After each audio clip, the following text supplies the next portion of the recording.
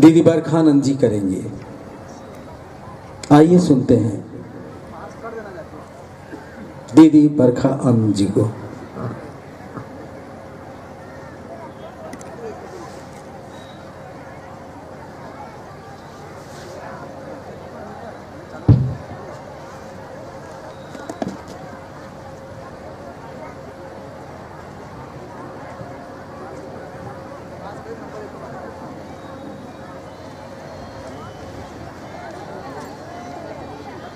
मेरे गुरु महेश्वर शिव को मेरा प्रणाम है। इस कालखंड के प्रथम शिव के शिष्य और हम सबों के परम आदरणीय वरेण्य गुरु भ्राता साहब श्री के चरणों में मेरा प्रणाम है। शक्ति स्वरूपा माँ नीलमानंद जी के चरणों में मेरा प्रणाम है और शिव के शिष्य शिव के भक्त ऋषि दधीची की इस धरती जौनपुर पे उपस्थित आप सभी गुरु भाई गुरु बहन के चरणों में मेरा प्रणाम।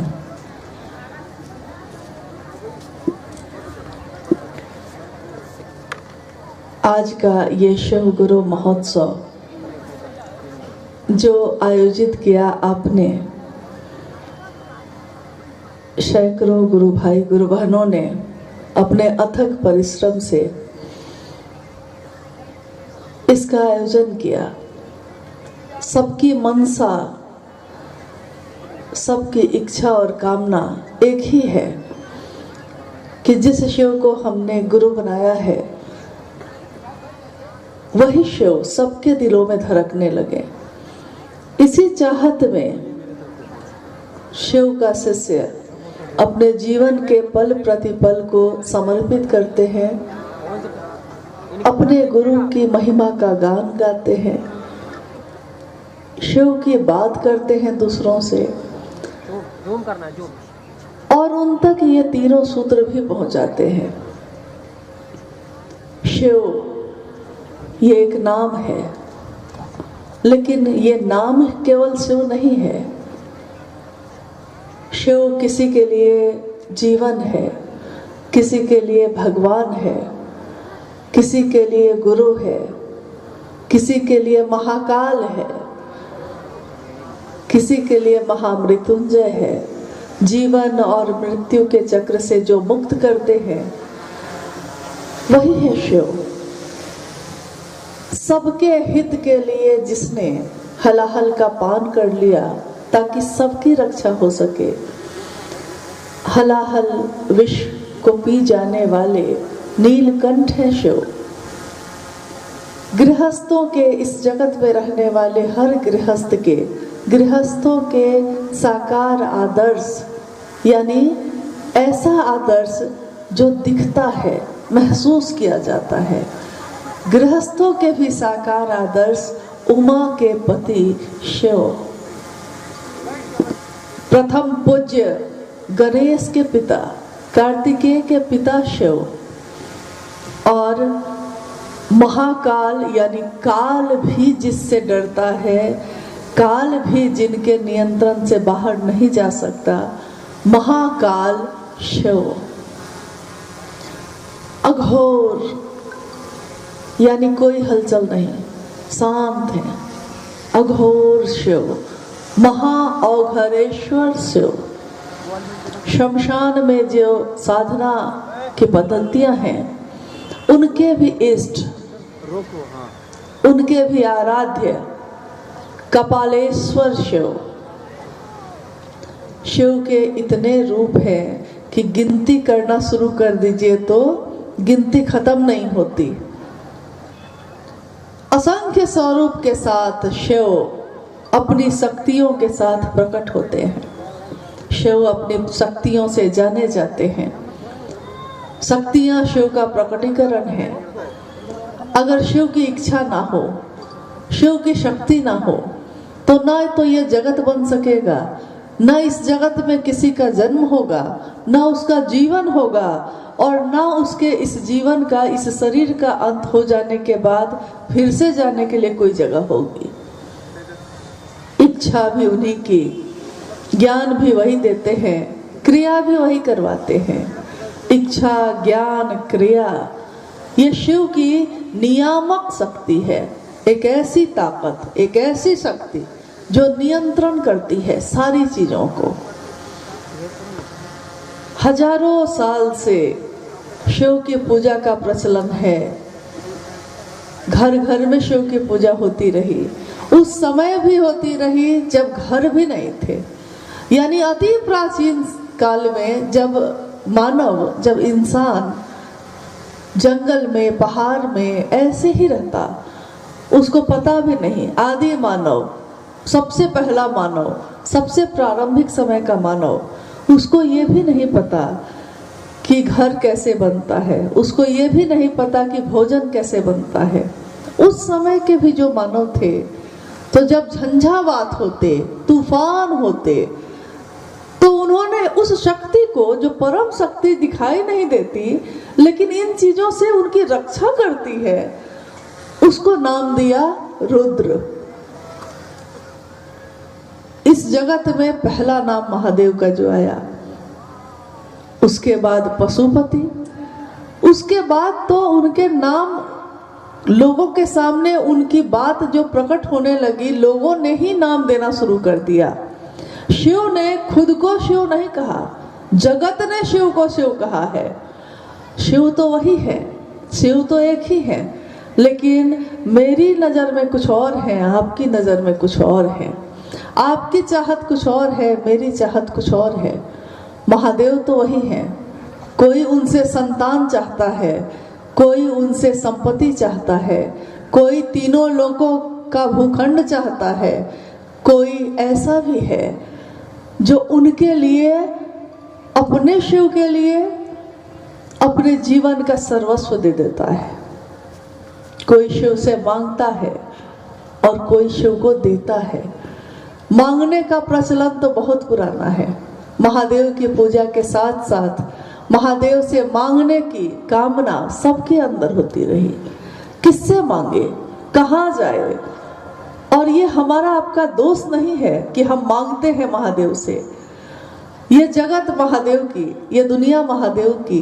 तो जब दुख होगा तो किसके पास जाएंगे? महादेव के पास जाते हैं। सुख होगा तो फूल और प्रसाद किसको चढ़ाएंगे? तो महादेव को चढ़ाते हैं। मांगना हमारा दोष नहीं है, लेकिन इस जगत में आके हम भूल जाते हैं कि रहना नहीं देश वीराना है। इस देश में रहना नहीं है हमको, आपको हमेशा सुना है हमने, सूचना है, लेकिन समझ नहीं है। शिव गुरु के रूप में, ईश्वर के रूप में आपके सारे मनोकामनाओं की पूर्ति करते हैं। वही शिव गुरु के रूप में शिष्य के उद्देश्य का परिमार्जन करते हैं। शिष्य का उद्देश्य हो सकता है संतान हो सकता है उसकी कामना संपत्ति हो, लेकिन शिव गुरु के रूप में उसके उस उद्देश्य का, जिस भी उद्देश्य से वो शिव के पास गया है, उस उद्देश्य का परिमार्जन करते हैं। यानी आपके उद्देश्य को पूर्ति भी कर देंगे, लेकिन उसी उद्देश्य को धीरे धीरे धीरे धीरे शिवोन्मुख करते हैं, यानी शिव की तरफ उन्मुख करते हैं। महादेव की ये अनुग्रह का भाव, महादेव का अनुग्रह का भाव, जीव से शिव बनाने का भाव गुरु भाव कहलाया। ये गुरु भाव है, और उधर से तो गुरु भाव है, लेकिन अगर जगत के लोग शिष्य का भाव नहीं देंगे तो मामला आगे बढ़ेगा कैसे? कोई भी रिश्ता दोनों तरफ से बनता है। पति है, कोई पत्नी नहीं तो पत्नी का भाव नहीं। पति का भाव अकेले लेके कोई खड़ा रहे तो क्या उसका घर, उसकी गृहस्थी बच सकती है? क्योंकि दो सत्ताओं में ये पैदा होती ही होती है। पैदा दो सत्ता में होती है। किसी भी संबंध के बारे में कोई भाव पैदा दो में होता है, लेकिन दोनों को एक दिन एक कर देता है जब प्रेम होता है। चाहे वो पति पत्नी में हो, चाहे वो माँ बेटे में हो, चाहे वो भाई भाई में हो, चाहे जगत में रहने वाले इंसान का ईश्वर से हो। यही प्रेम ईश्वर का से हो जाए तो भक्ति है, इंसान से हो जाए तो लौकिक प्रेम है। बात तो वही है, बस अंतर ये है कि आपने चाहा क्या है, किया क्या है। हम सब ने शिव को अपना गुरु बनाया। हमारे अंदर ये समझ नहीं थी, हम पहले से नहीं जानते थे। हालांकि आपने अभी सुना भाई परमेश्वर जी जब अपनी चर्चा कर रहे थे शिव की, तो उन्होंने कहा कि घर घर में, खासकर जिस प्रांत में हम लोग रह रहे हैं, जी रहे हैं, घर घर में रामायण, गीता, महाभारत की कथाओं का प्रचलन रहा है। संध्या काल में हमारे बुजुर्ग खाट पे बैठकर सारी पंक्तियां झूम झूम के पढ़ते और अपने बच्चों को बताते हैं। आज भी ये है। आश्चर्य की बात ये है कि उसमें लिखी सारी पंक्तियों को लोगों ने पढ़ा। शिव को गुरु मानने की जो बात है, उस पंक्ति को भी पढ़ा, लेकिन वहां रुके नहीं, ध्यान नहीं दिया। जैसे बहुत सारी चीजों पे हम ध्यान नहीं देते। गुजर तो गए हैं, आंखों ने देखा है उस चीज को, रास्ते से गुजर रहे हैं, कहीं पे कोई घर बना है, कहीं पे कोई बगीचा है। गुजरने के बाद कोई कहता है कि देखा, आप देख रहे थे उसी तरफ, आपकी आंखों के सामने से गुजरा वो, लेकिन आपका मन वहां नहीं ठहरा, तो आप कहते हैं नहीं देखा। तो उन ग्रंथों में, पुराणों में, वेदों में, उपनिषद में और जो भी आध्यात्मिक ग्रंथ हैं, उन सब में विभिन्न स्वरूपों में शिव के बारे में लिखा गया।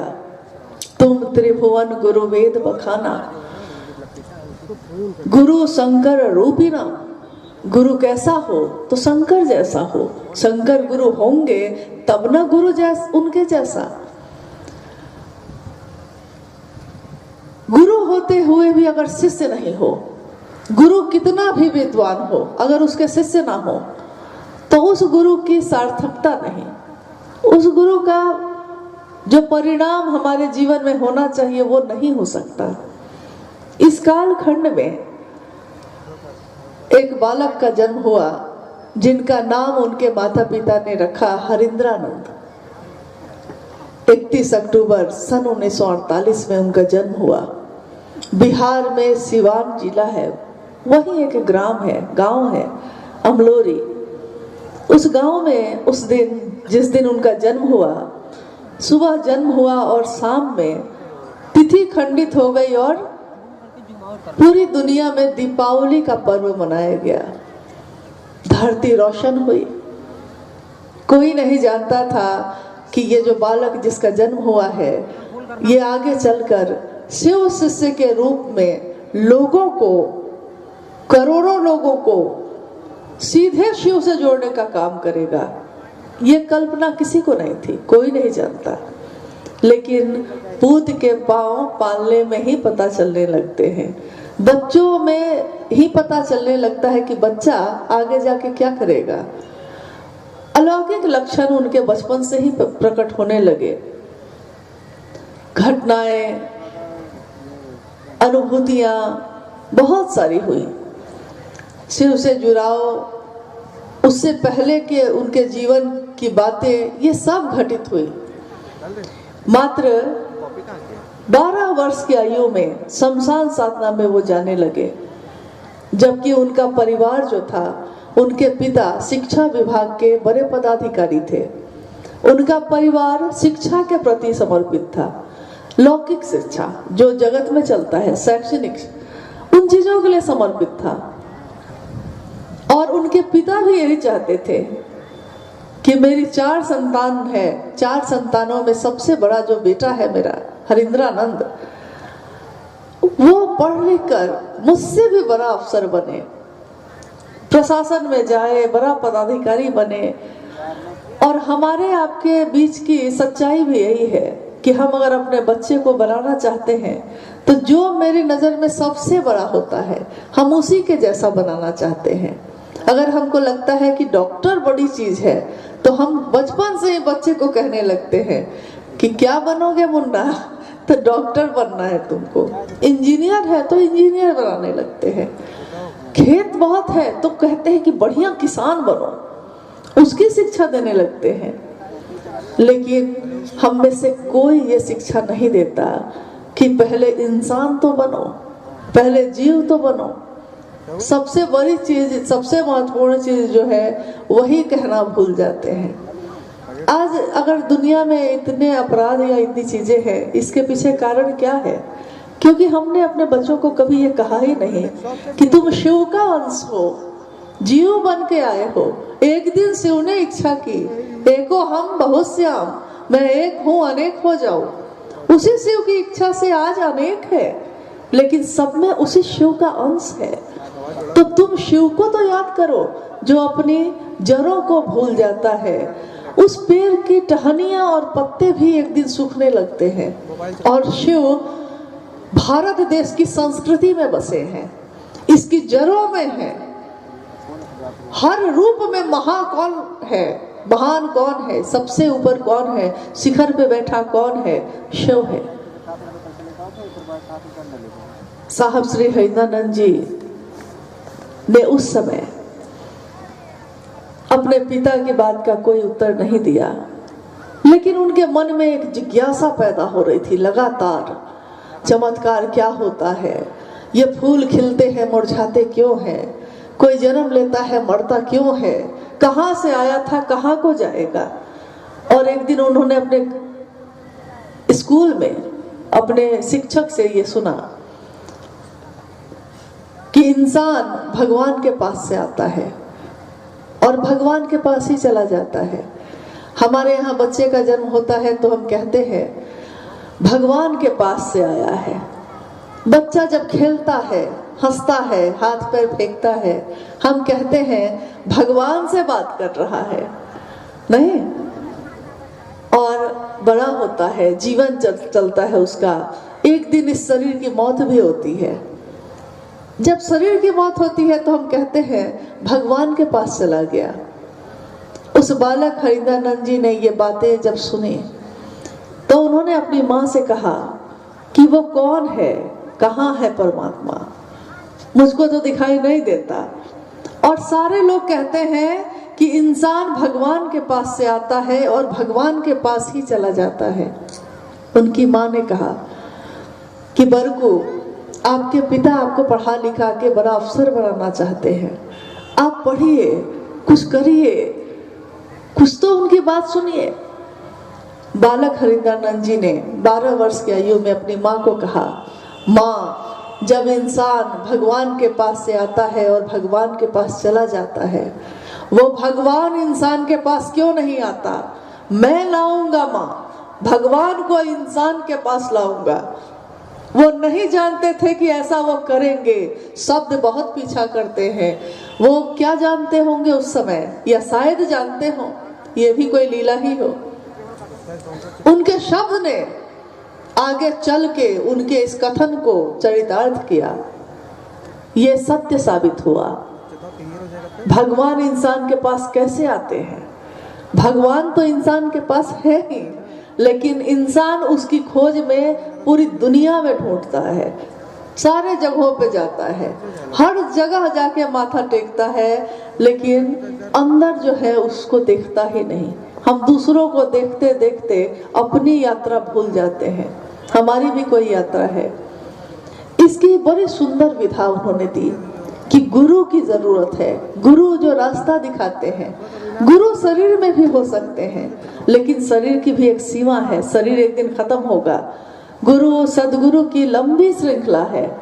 कितने लोग आए शरीर में, उन्होंने जगत के लोगों को ईश्वर का रास्ता दिखाया, लेकिन शरीर का अंत तो होगा।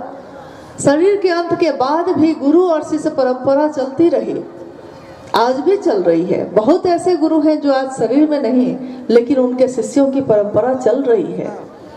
शिव के शिष्य साहब श्री हरिदानंद जी ने ये संदेश दिया। उनका आह्वान है कि आइए भगवान शिव को अपना गुरु बनाइए। उस दिन उनके जीवन में ये बात नहीं आई थी। उस दिन तो उन्होंने शमशान जाना शुरू किया। मैं चमत्कार सीखूंगा, मैं खोजूंगा, और इसलिए उन्होंने चुप चुपचाप अपने घर से आधी रात में निकल जाते और ऐसे लोगों का संसर्ग लिया जो अघोरी थे, साधु थे, ऋषि थे, महात्मा थे, अलग अलग लोगों को अपना गुरु बनाया, इस चाह में कि कहीं तो जाके मेरे मन को चैन आएगा, कहीं तो जाके मेरा मन संतुष्ट होगा, तृप्त होगा। लेकिन कहीं तृप्ति नहीं मिली, प्यास और बढ़ती गई। गहरी प्यास लगी हो तो आप क्या करिएगा? प्यास बहुत गहरी है, करिएगा क्या? थोड़े से गुजारा नहीं हो रहा। और आगे का उनका जीवन 14 वर्षों तक इसी तरह चलता रहा। विभिन्न तरह के मंत्रों की साधना, उपासना, जप इसी में चलता रहा। उन्होंने सन 1961 से शमशान, पहली बार वो 1961 में शमशान गए थे, तब से शमशान जो जाना शुरू किया तो जाते ही रहे। सिलसिला रुका उस दिन जिस दिन सन 1974 में उन्होंने शिव को अपना गुरु बनाया।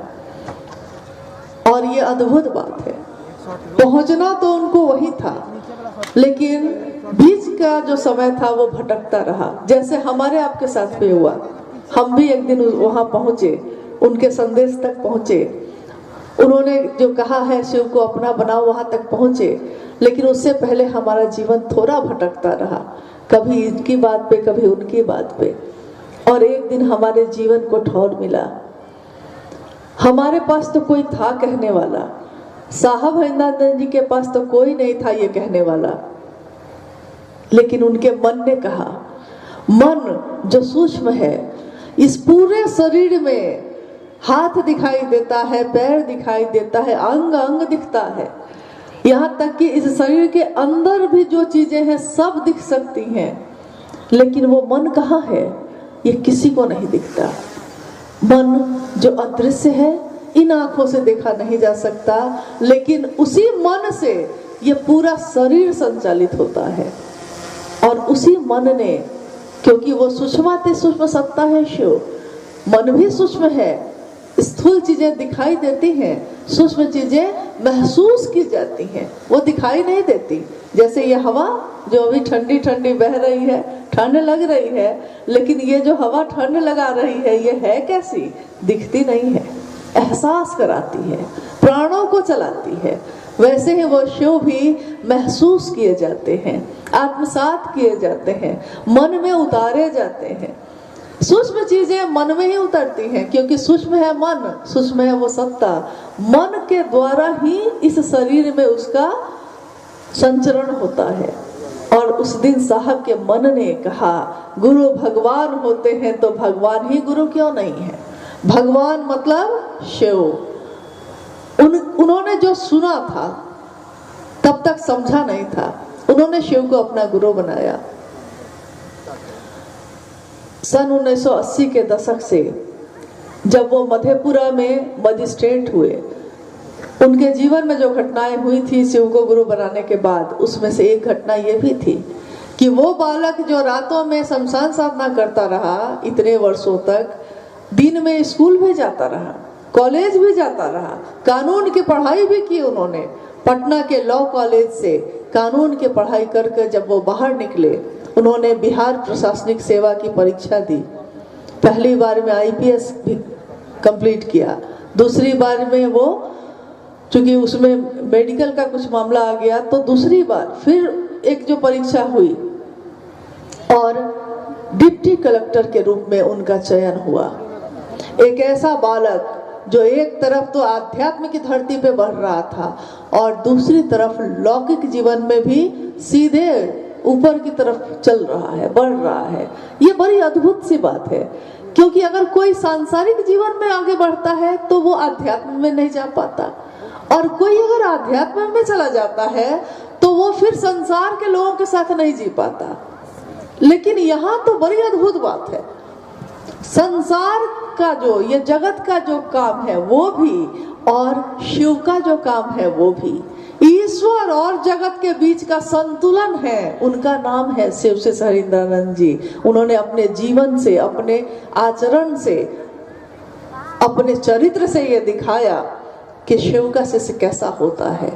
वो सिर्फ बोलता नहीं, मनसा वाचा करुणा, तीनों से वो एक होता है। हमारे आपके बीच बहुत लोग होते हैं, कोई मन से तो सही बोलता है लेकिन वचन और कर्म उसके दूसरे होते हैं। कोई वचन से बहुत अच्छा होता है लेकिन उसकी मनसा कुछ और होती है। लेकिन यहाँ ऐसा नहीं हुआ, जो उन्होंने कहा वही उन्होंने किया। उनके जीवन में आगे घटनाएं होने लगी। नमः शिवाय का मंत्र, प्राण मंत्र उनके सांसों पे चढ़ा और उतरा। आकाशवाणी हुई बेगूसराय में, नमः शिवाय आया मुजफ्फरपुर में। आकाशवाणी ने कहा कि जो तुम करते हो दूसरों को करने के लिए कहो। और उन्होंने देखा कि मैंने शिव को अपना गुरु बनाया है और यही दूसरों को करने के लिए कहता हूँ। ठीक यही काम उन्होंने दूसरे से भी कहा। यह शिव की शिष्यता एक से शुरू हुई, एक दिए में जली ये बाती आज करोड़ों दियों में रोशनी बनके बढ़ रही है, बढ़ती ही जा रही है। एक दिए से दूसरा दिया जलता जा रहा है। समाज में, दुनिया में हम सब रहते हैं और इस दुनिया में, इस जगत में कितने दिन के लिए आए हैं ये भी नहीं पता। अल्पकालिक यात्रा है। अल्पकालिक का अर्थ होता है बहुत छोटा। जैसे आज अभी हम आए और आधे घंटे होते होते हम भी चले जाएंगे, आप भी चले जाएंगे। इस यात्रा की समझ है, आए हैं जो ड्यूटी कर रहे हैं, जो बैठे हैं, जो आए हैं बात करने, सब के सब चले जाएंगे। कोई आगे जाएगा, कोई पीछे जाएगा। जैसे ट्रेन जब हम बैठते हैं तो कोई पहले बैठा होता है, कोई बाद में आता है। जैसे जैसे स्टेशन आता है जिसका जिसका वो उतरता चला जाता है। ट्रेन में चढ़े भी थे तो जितने देर रहे बहुत हंसी खुशी रहे, उतरे भी तो गम नहीं है। यानी न मिलने की खुशी है, न जाने का गम है। जीवन आनंद से गुजारने का जो दौर है वो चल रहा है, अभी चलता रहेगा। और ये जीवन जो जीने की कला हमने आपने सीखी है, ये गुरु देते हैं, गुरु सिखाते हैं। शिव जब गुरु होते हैं तो वो शिव जैसा ही आचरण उतारते हैं।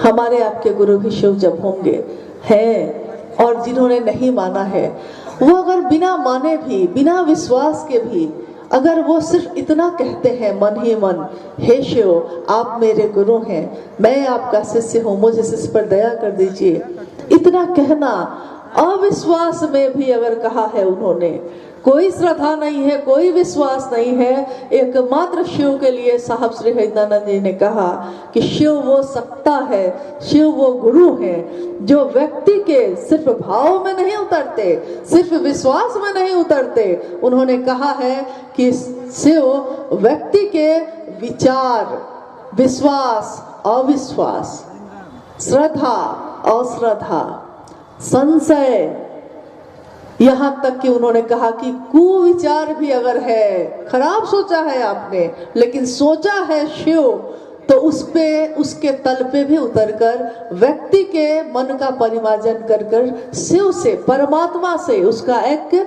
सुनिश्चित करते हैं। और ये उन्होंने सिर्फ बोली में नहीं कहा है, ये उनके जीवन की आवाज है, ये उनके प्राण बोलते हैं, क्योंकि उन्होंने अनुभूत किया इस चीज को। शिव की दया ना हो तो कुछ भी नहीं हो सकता। शिव की दया ना हो तो हम उनकी चर्चा भी नहीं कर सकते। शिव की दया ना हो तो हम सुन भी नहीं सकते। शिव की दया ना हो तो हमारी एक सांस भी आगे नहीं चल सकती। हमारा ही शरीर है, हमारा ही सब दिल है, हमारा ही दिमाग है, लेकिन अगले पल क्या सोचेगा आप भी नहीं जानते। अभी अभी आपने बड़े प्रेम से सुना है, क्या पता अगले पल आपको मुझसे घृणा हो जाए, कोई नहीं जानता। कोई किसी से प्रेम करता है, कोई किसी से घृणा करता है, कोई हंसता है, कोई बोलता है। बड़ी सुंदर पंक्ति साहब ने अपने पुस्तक आओ चले शिव की ओर में लिखा। मिर्जा गालिब की पंक्ति है ये, लेकिन उसको उन्होंने इसमें उद्धृत किया। उन्होंने कहा कि बाजी चाहे अतफाल है दुनिया मेरे आगे, होता है सब रोज तमाशा मेरे आगे। ये दुनिया जो है बच्चों के खेलने के मैदान जैसा है, जो मेरे आगे चल रहा है, तमाशा जैसा। ये शो जो चल रहा है, कोई हंसता है, कोई बोलता है, कोई जन्म ले रहा है, कोई जा रहा है, ये पूरी दुनिया ही जैसे तमाशे की तरह चल रही है और मैं दृष्टा बनकर इसको देख रहा हूँ। और मेरा मन ये कहता है कि जगत में हम भटक रहे हैं और उस शिव की तरफ हमारा मन क्यों नहीं जाता। उन्होंने बड़े पीड़ा और दर्द के साथ ये आह्वान किया कि कहाँ फंसे हैं भाई, चलिए शिव की तरफ चले, ये आओ चले शिव की ओर। सिर्फ उनकी आवाज नहीं है, सिर्फ उनके शब्द नहीं है, उसमें उनके भाव है, उसमें उनका दर्द है, पीड़ा है, ये एहसास है कि शिव की तरफ चलने का समय है। एक दिन शिव जगत में आया, आज जगत के लोग शिव की तरफ चल रहे हैं, और जब तक हम ऐसा नहीं करेंगे हमारे मन की प्यास कभी भी नहीं बुझेगी। तीनों सूत्र हमको करने के लिए उन्होंने कहा। इन तीनों सूत्रों में पहले सूत्र में हम दया मांगते हैं, दूसरे में चर्चा करते हैं। ज्यादातर लोग समझते हैं कि चर्चा करना मतलब कि खूब बड़ी बड़ी बात करना, खूब अपना ज्ञान देना, लेकिन साहब ने कहा क्या ज्ञान दीजिएगा, क्या ज्ञान लीजिएगा। ज्ञान के कांटा, ज्ञान भी एक कांटा ही है, चुभ जाता है, धसा रहता है मन में। उस ज्ञान के कांटे को, अज्ञान के कांटे को, दोनों के बारे में उन्होंने कहा कि अज्ञान के कांटे को ज्ञान के कांटा से निकाला जाता है, लेकिन एक दिन दोनों फेंक दिए जाते हैं। अगर दोनों को रख लिया ना पॉकेट में, चुभेगा आपको। बबूल का कांटा अगर चुभ जाए तो बबूल के कांटे को ही तोड़कर बबूल के कांटे को जो चुभा हुआ है निकाल दिया जाता है, लेकिन फिर दोनों फेंक दिए जाते हैं, क्योंकि दोनों आपके काम के नहीं। ज्ञान की कितनी सीमा, कितना ज्ञान लीजिएगा। जो जरूरत है, जीवन को जीने के लिए जरूरी है, वो ज्ञान तो लेंगे ही, लेकिन उसके बाद कितना कुछ भरेंगे। आइए हम लोग कुछ जिज्ञासाओं पे बात करते हैं, अगर आई है। अच्छा, जैसे शिव की चर्चा की बात हम लोग अभी कर रहे थे, कोई शिव की बात करता है, कोई सुनता है। इसके बारे में साहब ने कहा कि शिव की चर्चा करने वाला जो भी हो, वो शिव की चर्चा इसके लिए करता है कि स्वयं उसका मन समझ सके कि मैं शिव का शिष्य हूँ, और दूसरे को समझाइए और खुद समझ जाइए। दूसरे को समझाने में हम खुद समझते हैं, दूसरे को महादेव तक पहुँचाने की सोच है, उसको पहुँचाने में खुद पहुँचते हैं। तो महादेव की बात इसलिए करनी है ताकि कोई महादेव के तरफ चल सके। बहुत बार होता क्या है कि हम लोग शिव को गुरु तो बना लेते हैं, लेकिन हमारा मन सचमुच में नहीं समझ पाता। जैसे एक स्कूल में कक्षा चल रही थी, मास्टर साहब गणित का प्रश्न बोर्ड पे लिख रहे थे। कभी कभी हमारे आपके साथ ऐसा होता है कि जो चीज हमको आती रहती है अचानक आप भूल जाते हैं। जिस प्रश्न को मास्टर साहब ने लिखा था बोर्ड पे, उस प्रश्न को लिखने के बाद उसका हल वो भूल गए, दिमाग से ही उतर गया। अब विद्यार्थी लोग सामने बैठे हैं, मास्टर साहब बोर्ड पे है, और मास्टर साहब को याद ही नहीं आ रहा है कि इसका हल क्या है। तो उन्होंने इसका एक उपाय निकाला। उन्होंने कहा बच्चों को कि तुम में से किसको इस प्रश्न का हल आता है। उसमें से एक बच्चा आगे बढ़ा, उसने कहा मास्टर साहब मुझको आता है। मास्टर साहब ने कहा कि अरे आओ आओ, बोर्ड के मास्टर साहब ही भूल गए थे। उन्होंने कहा आओ आओ तुम बनाओ। तो जब वो हल करने लगा गणित को, तो मास्टर साहब ने ध्यान से देखा, कुछ चीजें उनको याद आई, फिर भी पूरी बात नहीं याद आ रही थी, लेकिन वो बोल नहीं रहे थे। तो उन्होंने विद्यार्थियों से पूछा तुम लोग समझ गए? बाकी कुछ विद्यार्थियों ने हाथ उठाया, कहा कि हाँ समझ गए। तो मास्टर साहब ने कहा कि अरे तुम लोग हाथ नहीं उठाए, तुम लोग नहीं समझे? तो बाकी लोगों ने कहा कि नहीं समझे। मास्टर साहब ने कहा फिर से बताओ। फिर बताया, फिर कुछ विद्यार्थी बोले कि नहीं समझे। 3-4 बार ऐसा हो चुका। अंत में सब समझ गए। एक विद्यार्थी ने कहा कि अभी भी मैं नहीं समझा। मास्टर साहब ने कहा कि अरे अब तो मैं भी समझ गया, अब तुम क्यों नहीं समझ रहे हो। यानी शिव की बात दूसरे को समझाते समझाते हम खुद ही समझ गए कि महादेव आप मेरे हैं, आपसे ज्यादा मेरा अपना कोई भी नहीं। और तीसरा सूत्र जिसमें हम प्रणाम करते हैं, प्रणाम करने की अनेक विधियां हैं, प्रचलित विधियां रही हैं संसार में। जपा जब भी रहा है, पहले भी रहा है, माला पे जप करने की विधा भी रही है, बहुत तरह की विधाएं हैं, लेकिन इन सारी विधाओं में एक चीज सबसे जरूरी है, भाव, प्रणाम करने का भाव। अगर वो भाव ना हो तो बाकी सारे काम कर्मकांड ही साबित होते हैं, बाकी औपचारिकता ही रह जाते हैं। उसमें भाव शामिल ना हो तो उसके परिणाम भी नहीं आते। शिव भाव के साथ प्रणाम स्वीकार करते हैं क्योंकि वो भाव सत्ता है। आइए हम लोग जिज्ञासाओं पे बात करते हैं। जिज्ञासा है कि शिव शिष्यता में माध्यम की क्या भूमिका और महत्व है, कृपया बताया जाए। शिव शिष्यता में माध्यम की क्या जरूरत है, क्या आवश्यकता है और इसकी क्या भूमिका है। माध्यम उसको कहते हैं जिसके द्वारा कोई चीज आप तक पहुंची है। किसी ने चिट्ठी लिखा है, उसमें पता लिखा है कि अमुक आदमी के पास जाना है, डाकिया उसको पहुंचाता है। यहाँ डाकिया क्या हो गया, माध्यम हो गया। यानी संदेश किसी और का पहुंचाया है किसी और को, लेकिन बीच में किसने काम किया है, तो वो हो गया माध्यम। बिजली पैदा होती है नदी में, लेकिन आपके घर के बल्ब में जलती है। बिजली पैदा वहां हुई थी, आपके घर के बल्ब तक कैसे पहुंची कि रोशन हो गया आपका घर, रोशनी आ गई उसमें। बीच में तार, ट्रांसफार्मर, उसमें भी छोटे छोटे यूनिट, उसमें भी पतली पतले तार, और वो सब से गुजर के वो करंट, वो ऊर्जा आपके बल्ब तक पहुंची है। तो ये जो पहुंची है, ये क्या हुआ, जिसके द्वारा पहुंची है वो क्या है, तो वो है माध्यम। शिव की शिष्यता इस काल खंड में हमारे आपके पास पहुंची है।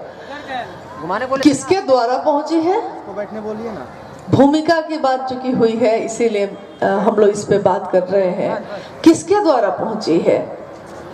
जिस दिन साहब श्री के मन ने ये विचार ग्रहण किया था कि शिव भगवान है, गुरु भगवान होते हैं, तो वो शिव जो भगवान है गुरु क्यों नहीं होगा, ये उनके मन में उतरा।